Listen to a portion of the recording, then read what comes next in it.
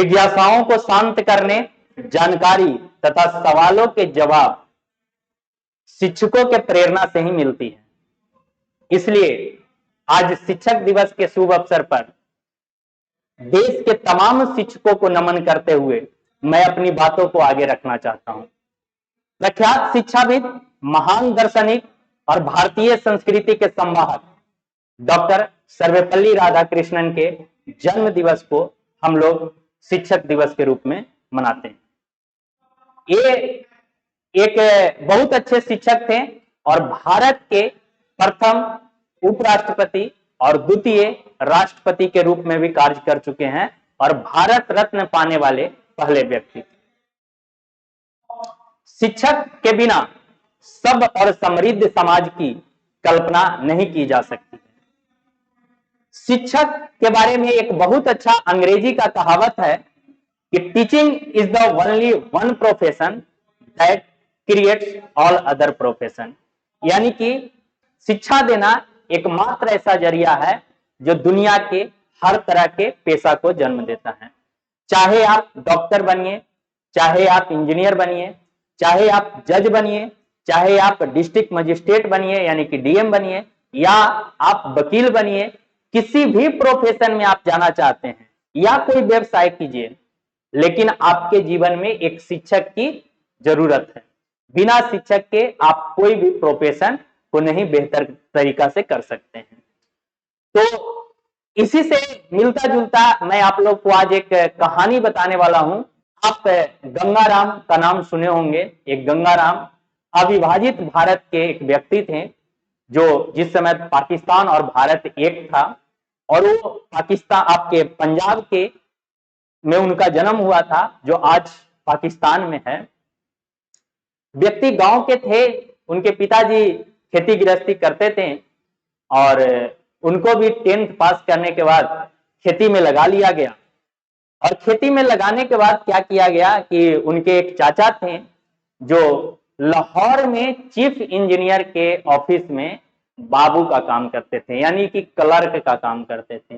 वो अपने गांव आए हुए थे तो इनके पिताजी उनसे सिफारिश किए कि ये लड़का मेरा मैट्रिक पास हो गया है, खेती भी उतना तरीका से नहीं कर पाता है, इसको यदि वहां पे कुछ है तो आप इसको नौकरी दिलवा दीजिए। वो उस समय तो मना कर दिए कि चलिए ठीक है, देखते हैं, बाद में कुछ होता है तो हम बुलाएंगे। और वो जो है 2 महीने के बाद उनका संदेश आया कि आप अपने लड़के को, गंगाराम को, लाहौर भेज दीजिए, यहाँ एक चपरासी का पोस्ट खाली हुआ है, वो मिल जाएगा। तो वो अपने घर से उनकी माँ खाना बना करके और उनको देते हैं और बेटा को पहली बार गांव से शहर, लाहौर जैसे शहर में भेजा जा रहा है।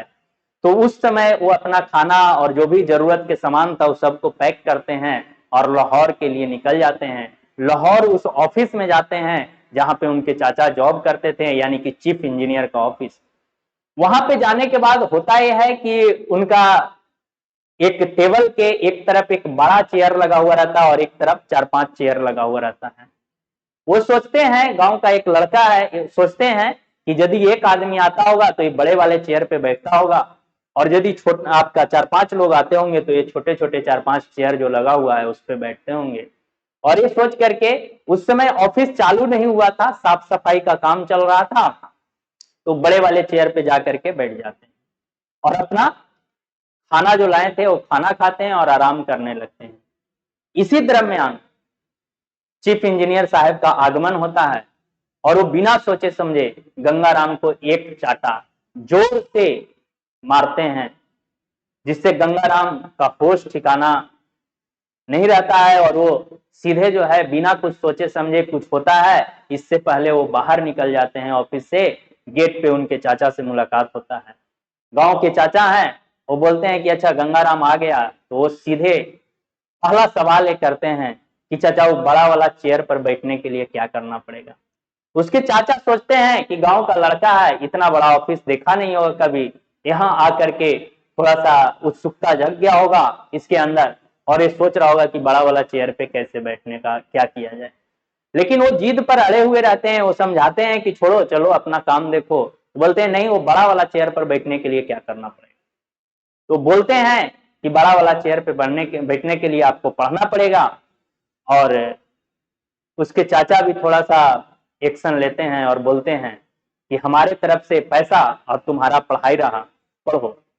वो लाहौर में पढ़ने लगते हैं और उसके बाद उनका जो सिलेक्शन होता है वो आईआईटी रुड़की जो आज के डेट में है, उस समय एक इंजीनियरिंग कॉलेज था, उस इंजीनियरिंग कॉलेज में उनका दाखिला होता है, यानी कि आज का आईआईटी रुड़की जो है उसमें।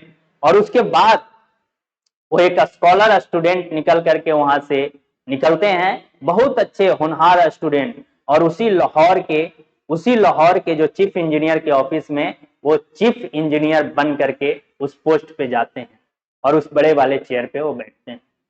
आप गंगाराम को नहीं जानते होंगे, आपको लग रहा होगा एक कहानी है, बनाया हुआ कहानी है। तो आप जो है गंगाराम के नाम से दिल्ली में एक अस्पताल भी है, जो भारत में जो एम्स है दिल्ली में, एम्स के बाद दूसरा नंबर पर कोई बड़ा अस्पताल है तो गंगाराम अस्पताल है। तो उन्हीं के नाम पर वो सिविल इंजीनियर बने थे गंगाराम, और उन्हीं सिविल इंजीनियर के नाम पर उनके नाम पर एक अस्पताल चल रहा है, गंगाराम अस्पताल। ये कहानी मैं इसलिए आप लोग को बता रहा हूं कि यदि एक गांव का लड़का के पास जो होनहार है और उसको एक जुनून मिल जाए, ताकत मिल जाए, तो दुनिया के किसी भी पद पे, किसी भी पोस्ट पे काबिज हो सकता है, कहीं भी पहुंच सकता है। समझ गए?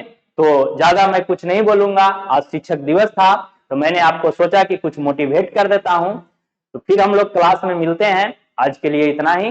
जय हिंद, जय भारत।